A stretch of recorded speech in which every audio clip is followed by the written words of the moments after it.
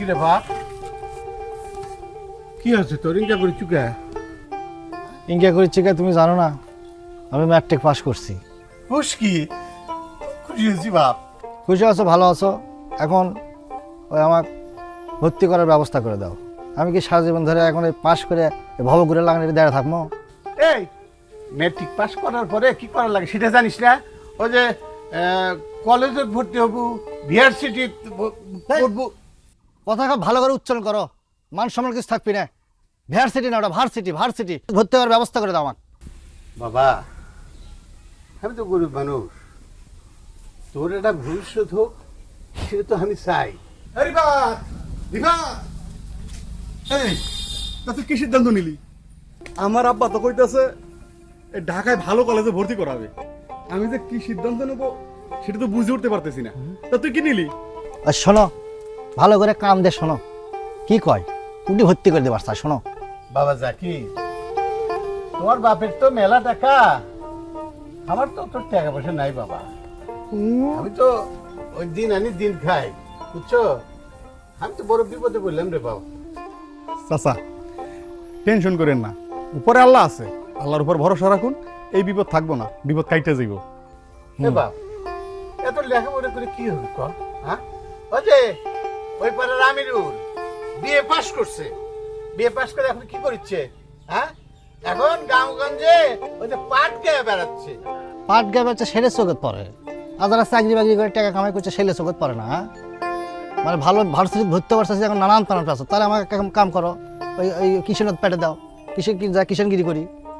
আগ করিস না বাপ, আগ করিস না, আগ করিস না। আরে আমি তো তোর বাপ, এখনো তো বেঁচে পড়তে আছি নাকি?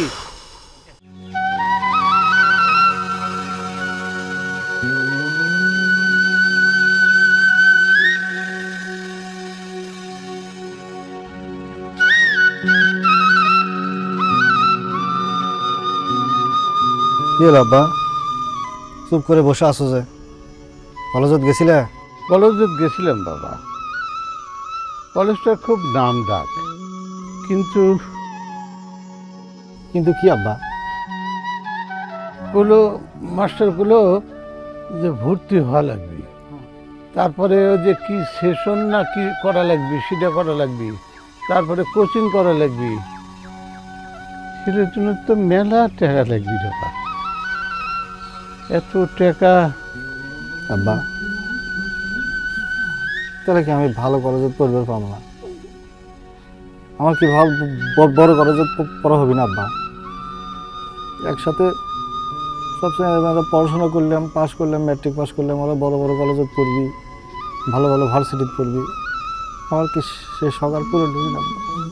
আমি জানি বাবা তুই পারবো, সে বিশ্বাস তোর উপরে আমার আছে বাবা, তুই চিন্তা করিস না। চাচা, ও চাচা, কি রে বাপ, কোথায় যাচ্ছ?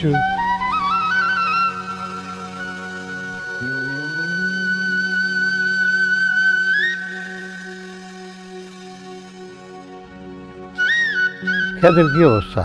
ক্ষেতের অবস্থা ভালো চাচা, পানি ঠিক মতো দিচ্ছ? পানি দিছি চাচা, সব কিছুই আমি ঠিকঠাক দেখে শুনে রাখবো বাবা, দেখে ঠিক শুনে আছে রাখবো। চাচা। হ্যাঁ। আপনি এ ব্যাপারে কোনো টেনশনই করেন না। আচ্ছা আচ্ছা আচ্ছা, আমি কোনো চিন্তা করি না, আল্লাহ আছে।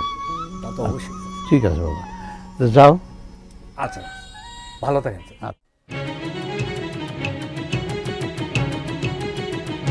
মানব জীবনটা একটা রঙ্গমঞ্চ, এই মঞ্চকে রূপ রং রস দিয়ে সাজাতে গেলে অবাস্তব অনেক ঘটনায় এসে মানব জীবনে দেখা দেয়, আর সে অবাস্তবে একদিন বাস্তব হয়ে ওঠে মানব জীবনে। খুব সুন্দর, দারুণ হয়েছে, বসো।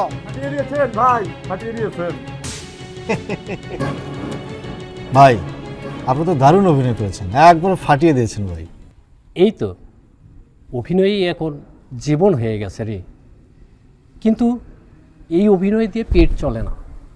কি ব্যাপার ভাই, কি বললেন আপনি? আপনি তো একজন বিএ পাশ করা মানুষ, আপনার তো চাকরির অভাব হওয়ার কথা না। বিএ পাস তো অনেকেই করে, হাজার হাজার বিএ পাস আছে, কিন্তু চাকরি হয় কয়জনের? সবার কপালে চাকরি জোটে না। আমিও অনেক ঘুরেছি, অনেক জায়গায় নক দিয়েছি, কিন্তু চাকরি হয় না। শেষে আমি কি পেলাম? এই গ্রামের মঞ্চ। তুই যেন আমার মতো ভুল করিস না। তাহলে আমি কি করব ভাই? শুধু সাধারণ লেখাপড়া করলে চলবে না, স্কিল শিখতে হবে, হাতে একটা কাজ থাকতে হবে। তুই হেমায়েতুন্নেসা মেমোরিয়াল পলিটেকনিক ইনস্টিটিউটে ভর্তি হ, ওখানে টেকনিক্যাল শিক্ষা দেয়। ধর একটা ডিপ্লোমা করলি, হাতে একটা কাজ থাকলো, তুই নিজে পায়ে দাঁড়াতে পারবি। হেমায়েতুন্নেসা পলিটেকনিক কারিগরি, কিন্তু ভাই আমি কি ওখানে ভর্তি হতে পারবো? আমি তো মানে আমার তো অর্থনৈতিক ক্রাইসিস, ভালো কোনো কলেজে ভর্তি হতে পারি নাই। ভালো কলেজ মানেই সব কিছু না। জীবনে যদি সফল হতে চাস, দরকার দক্ষতা। আমি যদি সুযোগ পেতাম, আমি এই পথটা বেছে নিতাম। ঠিক আছে ভাই, আমি অবশ্যই চেষ্টা করব। আমি আর হতাশ হতে চাই না ভাই, আমি নিজের পায়ে দাঁড়াতে চাই, নিজে কিছু করতে চাই ভাই। এই তো, এই সাহসটাই দরকার। একদিন দেখবি তুই অনেক দূর এগিয়ে যাবি। ওকে, আমিনুল ভাই, তাহলে শেষবারের মতো যাত্রার একটা রিহার্সাল দিয়েই যাই নাকি? অবশ্যই অবশ্যই। না না না না না, তোকে আর আমার কাছে কেউ ছিনিয়ে নিতে পারবে না। তোকে তোকে আর রাজমহল নয়, নয় আমার অন্দর মহলে, তোকে রাখবো আমার পক্ষ মাঝে।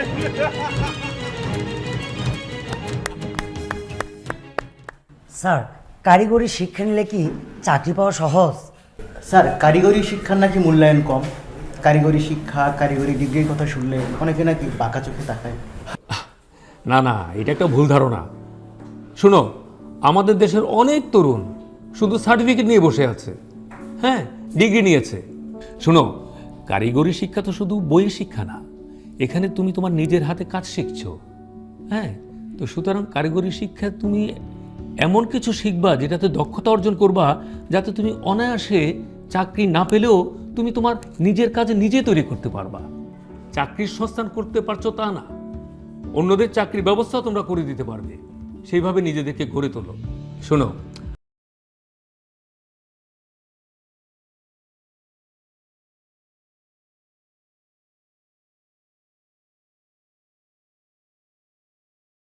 তারা সমাজে প্রতিষ্ঠিত হোক। বুঝতে পেরেছো? স্যার, আমি উদ্যোক্তা হতে চাই, তাই ভালো কিছু হাতে কলমে করতে চাই।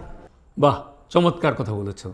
আমি চাই এই যে তোমাদের এই সিদ্ধান্তই তোমাদের জীবনকে বদলে দিক। কিন্তু যে বিষয়ে তুমি শিখতে চাও সেই বিষয়ে তোমাকে ভালো করে দক্ষতা অর্জন করতে হবে, হ্যাঁ, যাতে তুমি শুধু নিজে চাকরি করবে না, অন্যকে চাকরির ব্যবস্থা করে দিতে পারবে।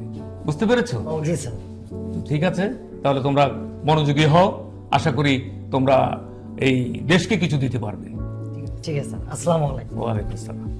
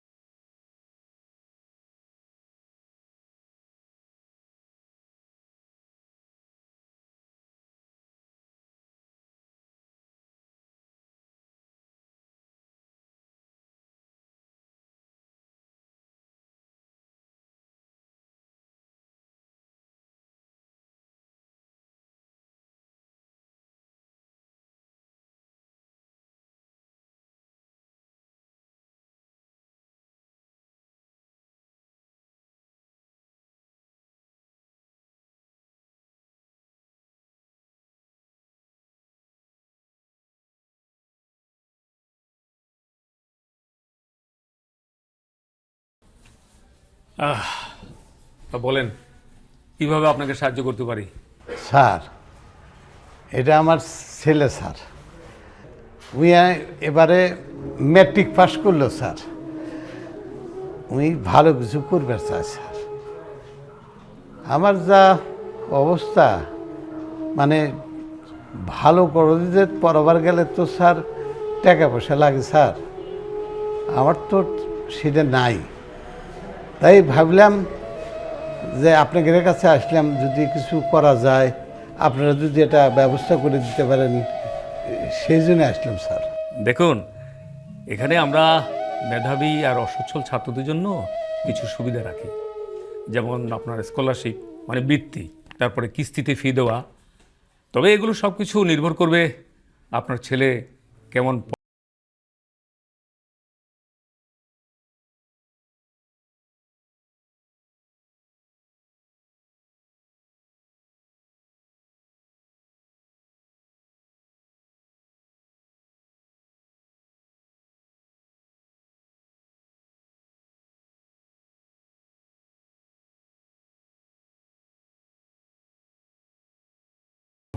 হ্যাঁ, আর মনে রাখবে এটাই তোমার জীবনের নতুন প্রথম ধাপ।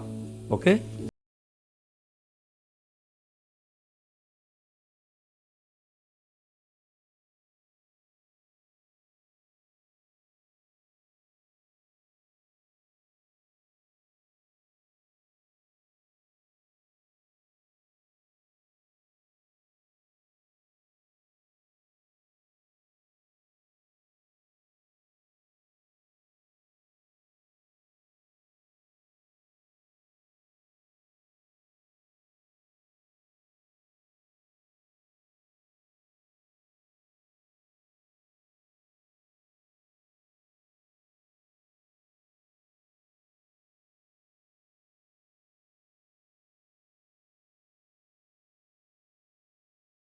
এখানে কি ভর্তি করা হয়, মানে মানুষ গড়ার কারখানা? ও সিরিয়াল। আমি আসলে এসএসসিতে সিরিয়ালে 7 বারের মাথায় 8 বারে যে আমি এসএসসি পাস করেছি স্যার। ইনশাল্লাহ এবার আমি ভর্তি হতে চাই। আচ্ছা ম্যাডাম, আপনি কয়বারে পাস করেছেন? একবারেই। রে বাবা রে বাবা, হেভি ডেঞ্জারাস। মানে আমার মতো এত ট্যালেন্ট স্টুডেন্ট আপনারা না, বুঝছি আর কি। কনফিডেন্সটাই কিন্তু আসল। এইটাই হচ্ছে আমার আসল ট্যালেন্ট, বুঝতে পারছেন? এর সাথে হালকা একটু স্কিল যোগ করলে পারে ফুল প্যাকেজ কমপ্লিট ইনশাআল্লাহ। স্যার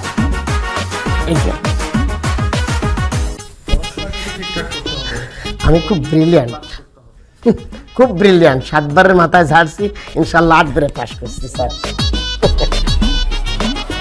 জি স্যার।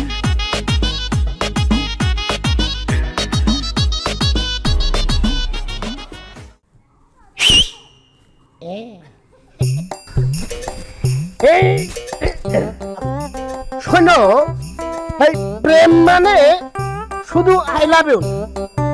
প্রেম মানে হলো ওই রিচার্জ, মানে ফোনের টাকা শেষ তারপরও কানে ফোন ধরে রাখা, ঠিক আছে? না নিয়ে কানে থাবর খা, বুঝতে পারিস? আচ্ছা, তাহলে এই পর্যন্ত কয়টা প্রেম করেছেন আপনি?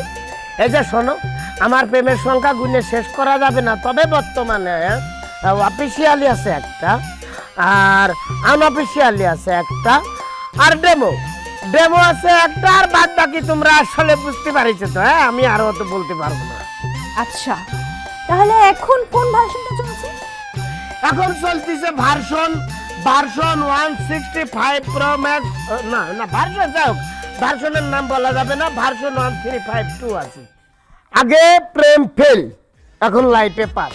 ভাই আপনি তো প্রেমে একদম লিজেন্ড। কি রে, কি হয়েছে? এখানে হাঁপাচ্ছিস কেন? সারাদিন খুঁজতে খুঁজতে আমি একেবারে শেষ। কি রে, তুই হাঁপাচ্ছিস কেন? কি হয়েছে? আমি এখানে ভর্তি হতে চাই। কি তুই এখানে এই কলেজে ভর্তি হবি? তুই বড় লোকের ছেলে, তুই ভালো রেজাল্ট করছিস, তুই ঢাকা কোনো বড় বিশ্ববিদ্যালয়ে ভর্তি হবি, এইখানে কেন? আমি পারতাম, তবে আমি ভাবছি ভালো কলেজে পড়লেই যে বড় হওয়া যায় না। আমি দেখছি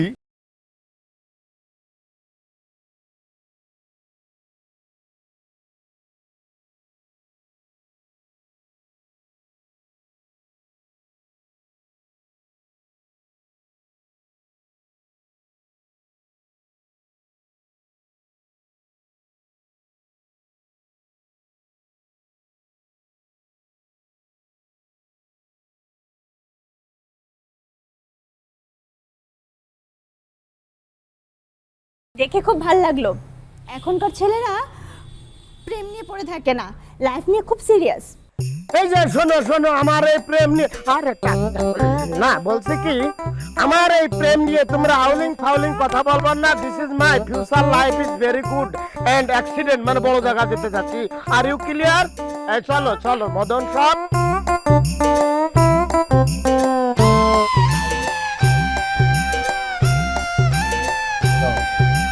আসসালামু আলাইকুম স্যার।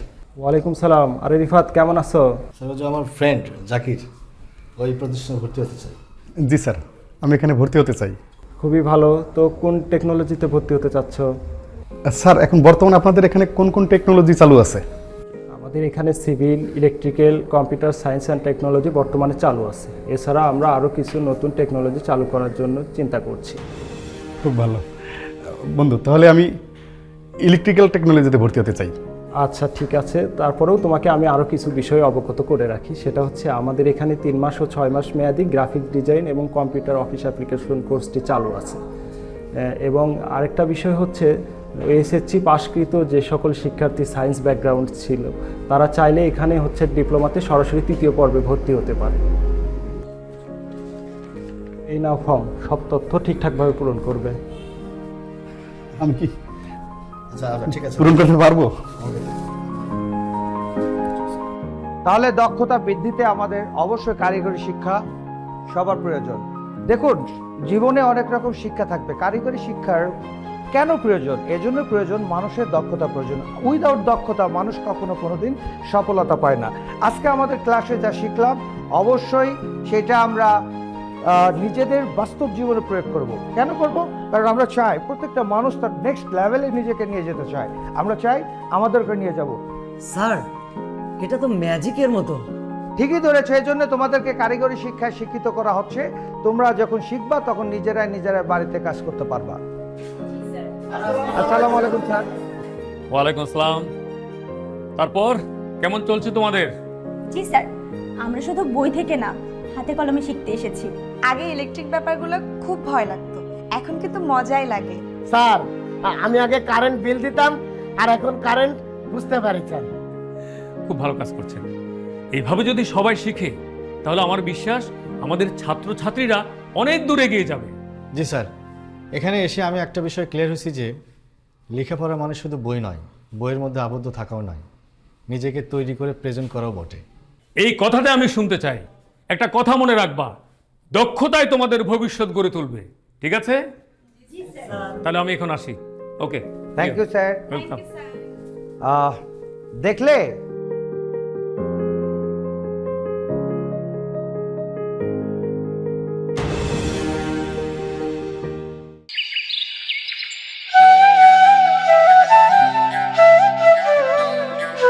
কলমে কি নাই কালি রে ও বিধি, কলমে নাই কালি, আমার এই পোড়া কপালে এই কি লেখা ছিলি রে, কলমে কি নাই কালি রে। খুব সুন্দর হয়েছে, একবার পারফেক্ট। তা আপনার ছোট চলে কি অবস্থা? শো এই তো অ্যাভেলেবল হতেইছে, আবার সামনে হবে। এই ধান ধুন কাটা শেষ হয়ে গেলেই আবার আমাকে শো হবে। তোমরা তো সবাই ম্যাট্রিক পাস করলা, তো এবার কি সিদ্ধান্ত নিছো? ও হ্যাঁ হ্যাঁ, একটা কথা আমি ভুলে গেছি। আপনার সাথে এর আগে দেখা হয়েছিল, তখন যে আপনার একটা বুদ্ধি দিছিলেন, আপনার কমো মনেই ভুলে গেছি। আপনার বুদ্ধি অনুযায়ী, পরামর্শ অনুযায়ী ওই যে হেমায়তুন্নেসা মেমোরিয়াল পলিটেকনিক ইনস্টিটিউটে আমরা সবাই ভর্তি হয়েছি। ভালো করছো। ওখানে ভর্তি হলে পড়ালেখার পাশাপাশি তোমাদের হাতে হাতে একটা কাজ থাকবে। এই হাতে কাজ যদি থাকে তোমরা একটা কিছু করে চলতে পারবা। লেখাপড়ার পাশাপাশি তোমাদের দক্ষতা আরও বেড়ে যাবে। সঠিক সিদ্ধান্ত নিছো তুমি। তবে যা করছো ভালো করছো। আমার মতো দুর্ভাগা অন্তত তোমাদের হওয়া লাগবে না। আচ্ছা, তোমরা কে কি শিখতে চাও? আমি ইলেকট্রিকে ভর্তি হয়েছি। ভাই, আমিও ইলেকট্রিক্যালে ভর্তি হয়েছি। তবে আমার ইচ্ছা একটা কোম্পানি তৈরি করা, নিজে স্বাবলম্বী হব, পাশাপাশি কিছু কর্মসংস্থানের ব্যবস্থা করাবো। আমি ভর্তি হয়েছি কম্পিউটারে। কম্পিউটার মানেই তো টেকনোলজি, ইনফরমেশন, আর এগুলো ছাড়া দুনিয়াতে এখন চলে না। আমি একটা আইটি ফার্ম দিতে চাই। আমি সিভিলে ভর্তি হয়েছি, ইঞ্জিনিয়ার হতে চাই, আর ভবিষ্যতে রিয়েল এস্টেট বিজনেস করে অনেক বড় লোক হতে চাই। আমার এই পোড়া কপালে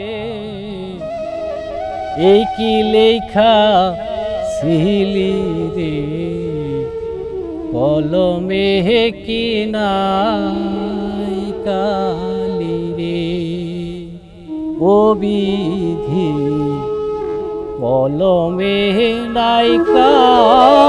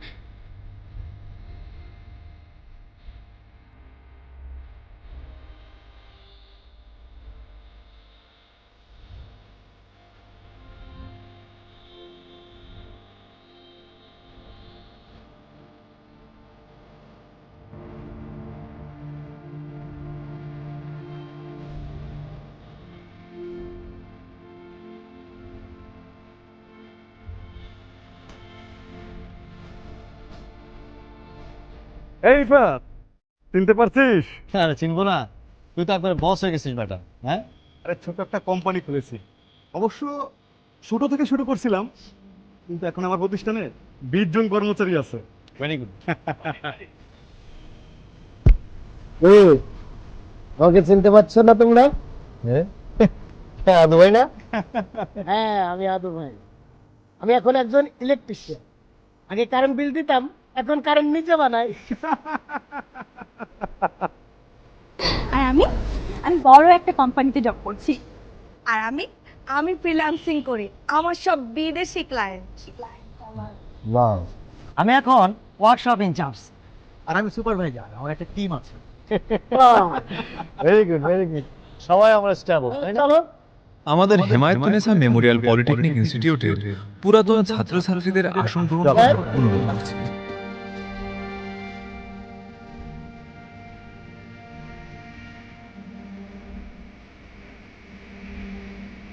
হেমায়েতুন্নেছা মেমোরিয়াল পলিটেকনিক ইনস্টিটিউটের উপবিষ্ট সকল শিক্ষক শিক্ষার্থীবৃন্দ এবং আমার সামনে উপস্থিত প্রিয় প্রাক্তন ছাত্রছাত্রী এবং বর্তমান ছাত্রছাত্রীবৃন্দ, তোমাদের সবাইকে আমার আন্তরিক শুভেচ্ছা এবং অভিবাদন।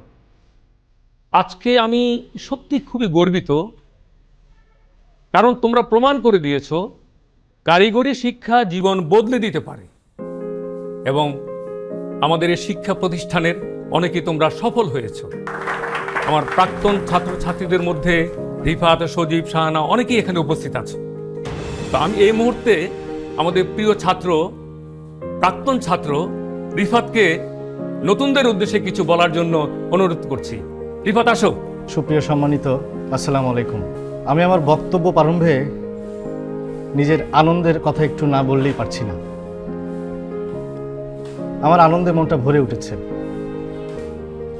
একটা সময় আমরা নিরাশ ছিলাম, হতাশ ছিলাম, কিন্তু আমাদের এই হেমায়েতুন্নেছা মেমোরিয়াল পলিটেকনিক ইনস্টিটিউট, এই ইনস্টিটিউটের শিক্ষা, শিক্ষক আমাদের জীবন বদলিয়ে দিয়েছে। এই প্রতিষ্ঠানের জন্য আমরা আলোর মুখ দেখতে পেরেছি। বাবার কষ্টে উপার্জিত টাকা, ঘাম সব কিছু সার্থক করতে পেরেছি।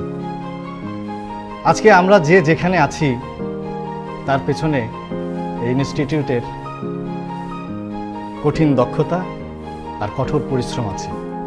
দোয়া করবেন আমার জন্য, ইনশাল্লাহ আমরা সাকসেস হব। We are feeling very happy. আসসালামু আলাইকুম। আসসালামু আলাইকুম। হেমায়তুন্নেসা মেমোরিয়াল পলিটেকনিক ইনস্টিটিউটের ছোট ভাই ব্রাদার ও বোনেরা, তোমাদের উদ্দেশ্যে আমার একটাই বার্তা, ভালো কলেজ নয়, সঠিক সিদ্ধান্তই একটা মানুষকে বড় করে তুলতে পারে। ধন্যবাদ সকলকে। আসসালামু আলাইকুম। আসসালামু আলাইকুম। জি, আমি আপনাদের সেই আদু ভাই। হাই স্কুল থেকে 7 বার ফেল করার পরেও যিনি হাল ছাড়েননি, 8ম বারের মাথায় আমি উত্তীর্ণ হয়ে হেমায়তুন্নেসা মেমোরিয়াল পলিটেকনিক ইনস্টিটিউটে আমি ভর্তি হয়েছিলাম। আমার আজকের এই প্রতিষ্ঠিতর পিছনে সর্বপ্রথম অবদান এই প্রতিষ্ঠান। সবাই জোরে একটি করতালি আমাদের প্রতিষ্ঠান। কথায় আছে, একবার না পারিলে দেখো শতবার। আমরা কেউ হাল ছাড়বো না। আমাদের প্রত্যেকেরই একটাই লক্ষ্যমাত্রা থাকবে যে আমি সাকসেস হতে চাই। এই সাকসেস আপনার জীবনে কখন বয়ে আনবে সেটা আপনি আমি কেউ জানি না। আমার সর্বশেষ কথা, দক্ষ হয়ে গর্ব দেশ, কারিগরি শিক্ষার বাংলাদেশ। ধন্যবাদ।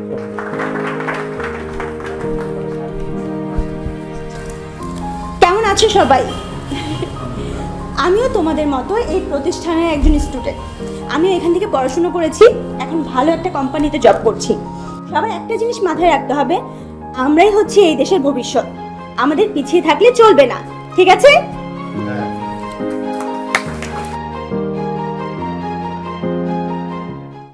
হ্যালো হ্যালো, আসসালামু আলাইকুম।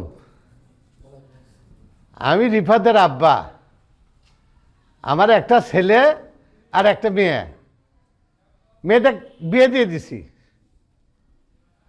কিন্তু আমার অবস্থা কিন্তু খুব একটা ভালো না।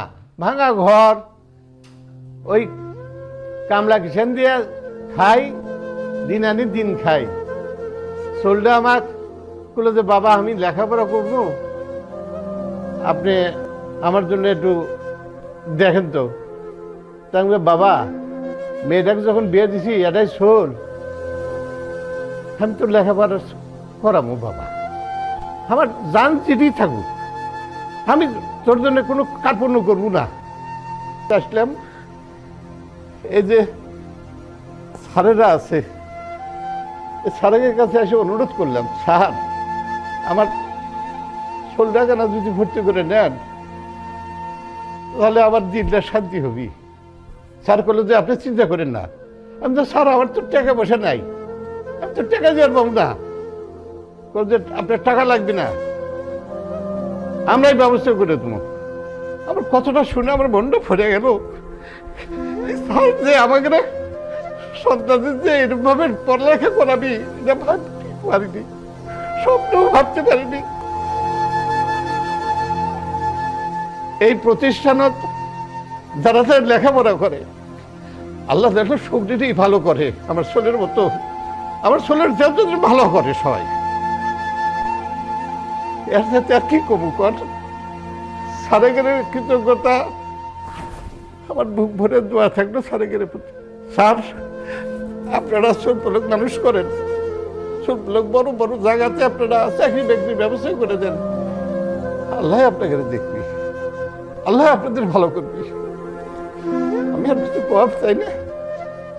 ভালো থাকবেন, আমার জন্য দোয়া করবেন, আমার ছেলের জন্য দোয়া করবেন।